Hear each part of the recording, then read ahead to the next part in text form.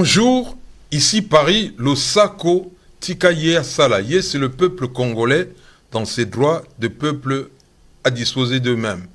Des journalistes kamites panafricains congolais se sont réunis à Genève et on a choisi comme invité Rismo Congo. C'est un activité qui crée toujours l'événement. Rismo, comment ça va? Ça va très bien et toi, Kouloutou? Ouais, mais vous nous avez amené un sujet très pertinent là, qui a fait le tour du monde, hein, si on peut utiliser cette terminologie-là. Bon, tu sais, depuis près d'une semaine, il y a pas mal de polémiques en fait qui sont en train de se faire sur Internet, sur le mouvement des combattants, au vu de la violence qu'il y a pu y avoir lors du concert de Fally Ipupa à Bercy le 28 février. Et il y a beaucoup de spéculations et beaucoup de choses qui se disent, qui ne sont pas en fait en phase avec la réalité et la vérité. Donc en fait, j'essaie en fait de venir ici rétablir certaines vérités pour que les gens voient aussi d'un côté ce que ce mouvement-là, qu'on appelle les combattants congolais, ont apporté au niveau de la diaspora congolaise et aussi africaine. Bon, un fait judiciaire d'abord. Est-ce que il est vrai, parce que vous étiez sur le terrain, vous étiez sur le terrain au tribunal, est-ce qu'ils ont expulsé 51 Congolais, comme a écrit quelqu'un? Est-ce qu'ils ont expulsé 3 Congolais, comme quelqu'un d'autre a écrit? Non, ça c'est des racontardises, donc ces histoires-là ne sont pas vraies. Certes, il y a une personne, actuellement je l'ai appris avant-hier, qui est en centre de rétention. Bon, je pense que c'est la seule personne elle a dû se faire peut-être choper lors des rassemblements. Et c'est la seule personne à notre connaissance qui a été mise en centre de rétention parce qu'elle avait un problème déjà administratif. Donc ce qui fait que dans l'ensemble des combattants et ceux qui étaient là-bas, personne n'a été renvoyé. Ça c'est juste en fait des on-dit. Vous savez, on vit dans une période où il y a une guerre de l'information. Certains en fait pour décrédibiliser les combattants et aussi pour décourager ceux qui essaieraient de faire ce genre de choses, on invente un peu des légendes, on spécule sur des faits pour que le Congolais, on lui fasse peur. Parce qu'en fait, il faut savoir aussi qu'on est une communauté où, quand il y a des choses qui se disent de cette nature-là, les rumeurs en fait se propagent très rapidement dans la communauté. Moi, j'ai même reçu des coups de fil de gens qui venaient de Kinshasa, non, même pas qui venaient de Kinshasa, qui étaient à Kinshasa, pour savoir si c'était vraiment vrai qu'il y avait eu 51 Congolais qui avaient été refoulés. Pour vous dire à quel point les gens prennent des informations qui sont dites de manière un peu sans savoir vraiment en fait quelle est la source. Vraiment, les gens le prennent au pied de la lettre. Ce qui fait que certaines personnes y ont cru, et pour se rassurer, d'autres personnes, par contre, ont essayé de nous appeler. Et donc, moi, j'ai reçu des coups de fil, des messages même sur ma boîte Messenger, sur Facebook et autres, pour savoir s'il y avait ces gens-là qui avaient été expulsés. Oui, mais je confirme ce que vous dites, parce que moi, j'ai parlé avec des hauts responsables français, hein, qui s'occupent du domaine sécuritaire, qui s'occupent du domaine judiciaire, mais ces hauts responsables français sont étonnés quand je leur pose la question, et je leur montre et dis, mais ça ne peut pas être vrai. Non. Ouais. Après, il faut savoir qu'ici, on est dans un état de droit, c'est-à-dire que même si des personnes devaient être expulsées, il doit y avoir une procédure. La procédure prend souvent entre 3, 6 et 9 mois. Pas avant cela. Ce qui fait que même une personne qui se fait arrêter le 28 février, avant qu'elle puisse être expulsée, il faut attendre au minimum au mois de juin. C'est-à-dire que c'est pas aujourd'hui. Vous voyez un peu, c'est-à-dire que ce que les Congolais disent, c'est juste en fait de la mauvaise foi en fait qui existe dans notre communauté. Après, on a un souci à ce niveau-là. C'est-à-dire que beaucoup de choses se disent, comme je l'ai dit, et tout le monde va essayer en fait de donner en fait l'exclusivité, parce que on vit dans une communauté, surtout la communauté congolaise, où les gens vivent selon le paraître. C'est-à-dire qu'on est capable, on est capable, excusez-moi, en fait, d'inventer des histoires, juste en fait pour juste pour montrer aux gens que nous avons une information que les autres n'ont pas.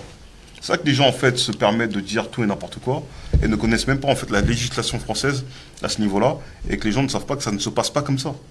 Moi, j'ai déjà assisté à des personnes qui étaient sur le point d'être expulsées, et je sais en fait comment est-ce que la procédure fonctionne. Parce que nous, dans le cadre panafricain, on a déjà aidé des personnes vous voyez un peu les gens des fois qui sont vers Porte de la Chapelle, Porte d'Aubervilliers, on a déjà eu en fait à accompagner certaines personnes dans ces processus-là, et on sait que ce n'est pas aussi simple que ça pour pouvoir expulser quelqu'un. Mais vous savez que vos interventions, vos directs ont une visibilité qui est suivie aussi par des chercheurs américains. Ah bon? Oui. Non, je n'étais pas au courant. Ouais, mais moi je suis en contact avec eux. D'accord. Ouais. Ok. Donc c'est pour dire que ce qui sort du travail que vous faites a un impact. D'accord. Hein? Bah, j'en suis flatté alors. Voilà. Tant mieux. Mais maintenant par rapport au sujet. Ouais. Bah, par rapport au sujet, parce qu'il y a une polémique aussi qui est en train de grandir. Les gens disent que depuis que ça fait 9 ans qu'on a bloqué les concerts, depuis que le mouvement existe des combattants, quel a été l'apport de ceux qu'on appelle les activistes militants, qu'on appelle les combattants, dans la diaspora congolaise? Moi, je mettrais, on va dire, 3 apports précis que les combattants ont amenés. Les combattants ont amené, premièrement, le fait qu'on a réussi à réorienter l'énergie des Congolais vers leur pays d'origine, chose qui n'était pas le cas avant qu'il y ait le mouvement des combattants. On a fait en sorte que même des jeunes qui ont grandi ou des gens qui sont nés dans la diaspora, aujourd'hui, s'intéressent et voyagent au Congo. On a aussi permis à ce que la diaspora congolaise devienne une des diasporas africaines les plus politisées qui soient. Aujourd'hui, tout le monde s'intéresse à la question politique congolaise. Tout le monde s'intéresse des enjeux politiques qui sont liés au Congo. Tout le monde s'intéresse à la géopolitique africaine et mondiale grâce au combat. Ce qui fait que l'apport des combattants, ça a été celui-là. Quand vous voyez aujourd'hui que les gens sortent, ou même dans les mariages, moi je le vois dans des fêtes, tous les week-ends, les samedis, quand il y a des mariages où des fois on aime bien faire des entrées un peu spectaculaires, nous les Congolais. Souvent les gens aujourd'hui brandissent le drapeau congolais. Qui est-ce qui a amené en fait cet élan de patriotisme? C'est les combattants. C'est-à-dire que ceux qui viennent dire que les combattants n'ont rien apporté, c'est juste en fait des personnes qui sont de mauvaise foi et qui ne sont pas objectives. Si vous faites preuve d'un minimum d'objectivité, vous reconnaîtrez les éléments que les combattants ont rapportés à la diaspora congolaise. Si aujourd'hui la ville de Béni est connue mondialement, c'est grâce aux combattants. Parce que je ne pense pas que c'est un artiste ou musicien, je ne pense pas que c'est des politiques ou des religieux qui ont fait en sorte que la ville de Béni et ce qui se passe au Nord Kivu se sache aujourd'hui. Ce qui fait que je pense que on doit en fait respecter d'un côté aussi les combattants congolais parce qu'ils ont apporté cet élan-là. Si aujourd'hui on parle du docteur Denis Mukwege, qui est devenu prix Nobel de la paix en 2018, c'est d'un côté aussi grâce à l'apport des combattants. Parce que si les combattants n'auraient pas crié dans les 4 coins du monde le génocide qui est en train de se passer à l'est du Congo, aujourd'hui, peut-être personne ne connaîtrait Dr Mukwege, personne n'aurait su la tragédie que les Congolais sont en train de vivre, et personne ne saurait qu'il y a des millions de morts à l'est du Congo. Donc quand on nous dit qu'est-ce que les combattants ont rapporté dans la diaspora, excusez-moi, on a apporté tout ça en fait. C'est-à-dire que toutes ces questions-là politiques qui sont même mises en avant, même après le concert de Fally, parce qu'aujourd'hui, regardez, si on m'invite dans ce plateau télévisé aujourd'hui, c'est parce que il y a eu cet événement-là en fait du concert de Fally qui a été bloqué. C'est-à-dire que vous voyez que malgré que il y a eu en fait un acte peut-être négatif qui s'est passé le jour du concert de Fally, mais les apports positifs, c'est cela. C'est-à-dire que ça nous permet en fait de parler du Congo et de l'Afrique de manière générale. Voilà. Mais vous savez, il y a un dignitaire du parti RPR, hein, de Jacques Chirac, m'a dit chez lui dans son domicile à Neuilly sur Seine qu'il y a 3 drapeaux qui sont célèbres entre guillemets ici en France. Vous connaissez ces drapeaux-là? Je pense qu'il doit y avoir le drapeau algérien, ça doit être sûr et certain. Oui. Le drapeau congolais en 2e. Oui. Et le 3e... Le drapeau français. Français. Bah, ouais. Bah oui, j'allais dire ça aussi. Voilà. C'est tout à fait normal. Donc c'est aussi, si l'emblème national de la République démocratique du Congo, si les jeunes qui sont nés ici chantent l'hymne national debout congolais, c'est grâce aussi aux combattants. Ouais. Bien sûr. Voilà. Après, tu sais, je mettrai un bémol. Oui. Tu sais, pour moi qui suis panafricaniste et qui suis afrocentriste, ça me pose réellement un problème que notre hymne national ne soit pas chanté dans une de nos langues nationales et qu'on soit obligé d'utiliser le français pour exprimer en fait la volonté de notre peuple via notre hymne national. Mais ça c'est vrai. Et oui. Puis nous, dans le magazine Ngambo Nangambo, dans le mouvement Ngambo Nangambo, qui est un mouvement associatif qui est né le 7 février 1981, Et nous avons, Avant nous même la avions- à naissance. Lausanne, ouais. Nous avions décidé à l'époque de faire émerger dans nos tribunes médiatiques la langue, les langues africaines en général. D'accord. Ouais. Donc D'accord, c'est c'est une bonne initiative. voilà. Mais après, je pense, tu sais, il y a eu aussi un mauvais travail qui a été fait au niveau de la diaspora, et surtout de la part de certains parents congolais qui ne voulaient pas en fait que leurs enfants apprennent les langues locales. Tu sais, ça nous pénalise aujourd'hui. Regarde, moi par exemple, qui a 37 ans, demain, si je veux retourner par exemple dans la région de ma grand-mère, à l'Équateur, je ne serai pas en fait capable de communiquer par exemple dans la langue locale avec ma famille qui est restée là-bas. Et ça pose un problème. C'est-à-dire que ce travail en fait de négliger nos langues au profit des autres, en vérité, c'est ça le vrai vecteur qui a fait reculer nos cultures. Parce qu'aujourd'hui, beaucoup de gens sont en train de nous accuser que depuis qu'on a bloqué les concerts, la culture congolaise aurait soi-disant reculé. Et on aurait, parce qu'en fait, il y a une polémique qui est en train de se faire aussi à ce niveau-là, entre eux. Aujourd'hui, la musique africaine, si on peut dire qu'elle est devenue numéro 1, c'est la musique nigériane. Et certains, en fait, certains des détracteurs qui sont de mauvaise foi, essaient de faire passer ce recul de la culture musique, de la musique plutôt congolaise, via les combattants. On essaie en fait de nous mettre ça sur le dos que c'est à cause des combattants, à cause des blocages de concerts, qu'il y aurait eu recul de la culture musicale congolaise. Alors que non. Aujourd'hui les Nigériens, si les Congolais sont en retrait par rapport aux Nigériens, c'est parce qu'il y a eu plus de créativité de la part des Nigériens. Quand on voit même au niveau des images, tout ce qui est clip, quand on voit en fait la sonorité. Et il ne faut pas oublier quelque chose. Les Nigériens, ils ont peut-être un avantage que nous autres n'avons pas, c'est que c'est un pays qui est anglophone. Le fait qu'ils parlent anglais, vous savez, aujourd'hui la langue qui domine le monde, c'est l'anglais. Ce qui fait que le fait d'avoir chanté dans les langues anglaises qui rayonnent internationalement, ça leur a donné, on va dire, un avantage que nous autres Congolais n'avons pas. Ce qui fait que quand on vient nous dire que c'est à cause du combat, parce qu'il y a eu quelques concerts qui ont été bloqués pendant quelques années, la culture musicale congolaise a été freinée, ça c'est une étroitesse d'esprit qu'on ne peut pas en fait tolérer. Il faut aussi avoir de la créativité. Si vous n'avez pas en fait assez de créativité, on vit dans un monde en fait où les communautés, les populations sont en concurrence. Vous n'avez pas été capable d'apporter un renouveau au niveau musical. C'est tout à fait normal en fait que d'autres prennent la place. Aujourd'hui, on le voit. Regardez le petit Inos B, qui a fait son tube planétaire avec Yopé. Il a ramené une nouvelle tendance musicale qui a explosé les charts. Son son est écouté partout sur la Terre parce qu'il a apporté quelque chose de nouveau. Une créativité Nouvelle. Alors que les autres, se sont en fait contemplés de rester toujours dans la rumba, dans le dombolo, tout ce genre de choses, ce qui fait qu'aujourd'hui, voilà, à un moment donné, les gens ont déjà entendu ces sons-là. Les gens ont besoin de nouveautés toujours. Et certains artistes congolais n'ont pas su en fait se renouveler. Et maintenant, on veut en fait adosser aux combattants congolais le fait que la musique congolaise ait régressé, alors que c'est pas notre faute en fait. Non, mais ça c'est lié à la situation politique mais qui sévit au-delà de cela, au pays. Je pense que au pays. Je parle du pays. Oui, je comprends ce que tu dis, mais dans mon propos, je pense que si dans ces domaines-là, musical et autres, il n'y a pas eu vraiment en fait une avancée, c'est d'un côté aussi les Congolais en fait n'essayons pas en fait de nous adapter aux nouvelles technologies et aux nouveaux marchés. Vous savez, pendant un moment donné, ceux qui étaient en vogue dans tout ce qui est industrie musicale, c'était les CD. Mais aujourd'hui, il faut savoir qu'on est arrivé dans un nouvel ère, l'ère du streaming. Quand il a commencé à avoir les boycotts d'artistes congolais au niveau des concerts et compagnie, il fallait que les producteurs ou les musiciens eux-mêmes s'orientent vers les nouvelles technologies.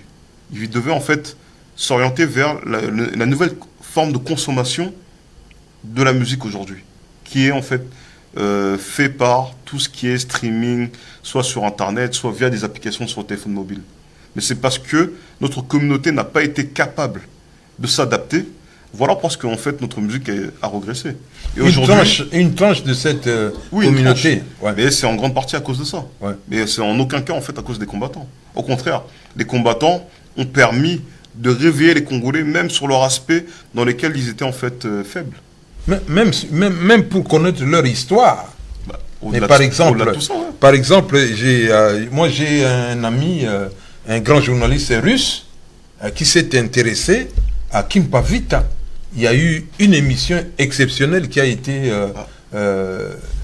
faite depuis Moscou, mais c'est grâce au travail bâti par les combattants. Bah, tu vois ce que tu es en train de dire. Tu prends par exemple, tu m'as donné l'exemple de Kimpavita. Moi, je vais prendre l'exemple de Kibangu. Aujourd'hui, depuis que le mouvement combattant est apparu il y a quelques années, aujourd'hui, la majeure partie des Congolais savent ce que c'est le kibanguisme et savent qui est Simon Kibangu. Mais si les combattants n'auraient pas émergé, qui aujourd'hui parlerait de Simon Kibangu comme étant le prophète noir, comme étant en fait le père spirituel de tout combat en fait en Afrique? Il n'y a eu aucun programme gouvernemental qui est allé dans ce sens. Non, mais pour vous Je dire parle que du gouvernement de les au combattants Congo. en fait, les combattants ont permis de mettre en lumière toutes ces choses-là. C'est pas les kibanguistes qui ont réussi plutôt à faire connaître Simon Kibangu. C'est les combattants. Pour vous dire que c'est des gens qui n'étaient pas dans une structure religieuse précise, qui ont permis à ce qu'un personnage comme Simon Kibangu soit connu aujourd'hui internationalement. Alors que quand on connaissait en fait au niveau politique les grands personnages politiques des Congolais, on citait souvent en fait le nom de Patrice Lumumba.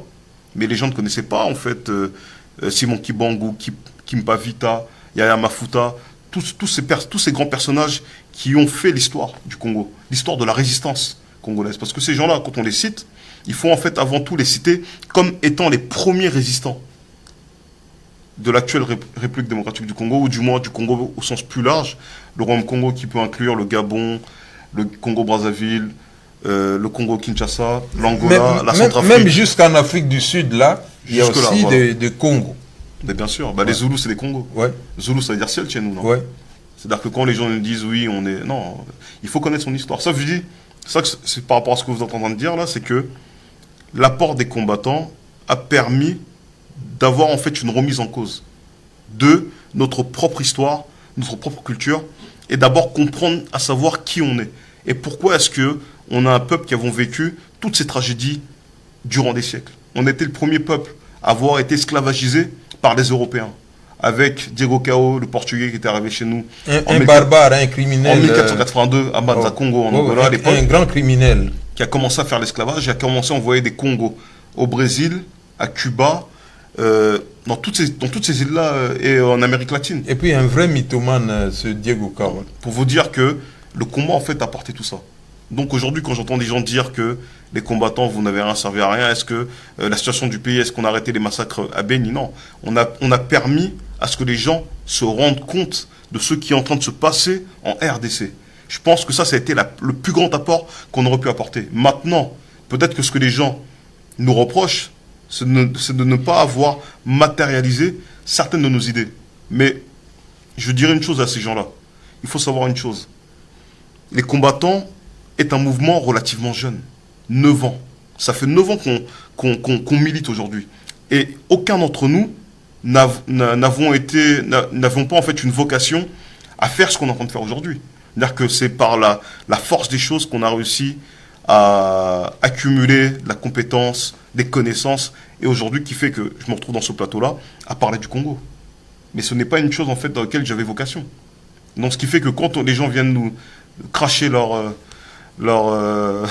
haine vis-à-vis de nous, il faut quand même que les gens prennent du recul par rapport à il y a 10 ans passés. Il y a 10 ans, tout ce qu'on est en train de voir aujourd'hui, des Congolais qui s'intéressent à leur pays. J'ai même des amis à moi qui sont partis dans le Kasaï, à Mbujimaï, il n'y a pas très longtemps.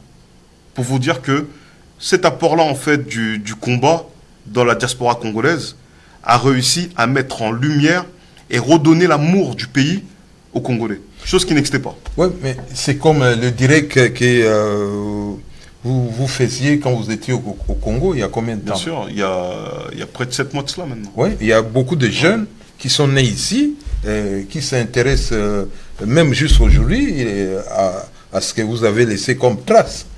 Parce que vos directs. On leur a donné... Moi, en fait, ce que j'essaie de faire souvent dans mes directs, c'est quoi? C'est d'apporter des éléments pour que les gens se disent que, tiens, c'est possible de le faire.